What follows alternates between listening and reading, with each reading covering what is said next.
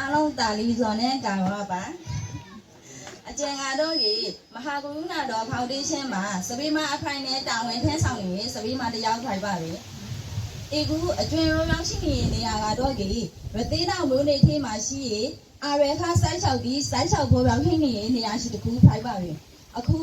အာရခစိုက်ချောက်ပြီးစားဝဲနေတဲ့အခါခေတီဖွေလီဖို့အတော်နဲ့အကျွင်းရောမဟာကရုဏာဖောင်ဒေးရှင်းကနေပြီးတဆွန်ပေပါကိုရောင်းဟင်းနေတဲ့တီရခိုင်လူငယ်ရှိတီဖွေးစစ်တီထောင်ထားတွေမလေးရှားအခြေဆိုင်ထိုင်းတရုတ်စော်ကာဟူဂျပန်ကိုရီးယားအစားရှိနိုင်ငံပေပါတီမှာရောင်းဟင်းနေတဲ့တီရခိုင်လူငယ်ရှိတီစူးစီးတီထောင်ထားတွေစီလုံးခေါ်တဲ့ရှိတာရဲ့မိဘာဟိတလူငယ်အတော်ကနေပြီးဆယ်အိတ်တရာ50အိတ်ငွေသားဖော်သိန်း130ကျပ်ကိုလူတန်းထားပါပြီ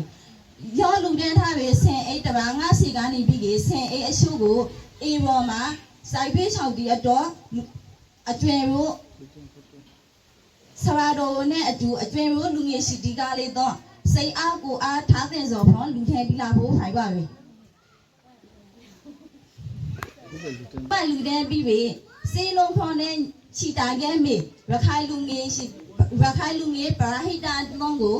ပရာဟိတအသွန်အဖွေးဝန်အသွန်ဝန်တူတယောက်ရှောင်းစီကိုအထူးဝန်ကျေးဇူးတော်ရှိပါပဲအကျွင်ရိုးမဟာကရုဏာတော်ဖောင်ဒေးရှင်းကလေးတော့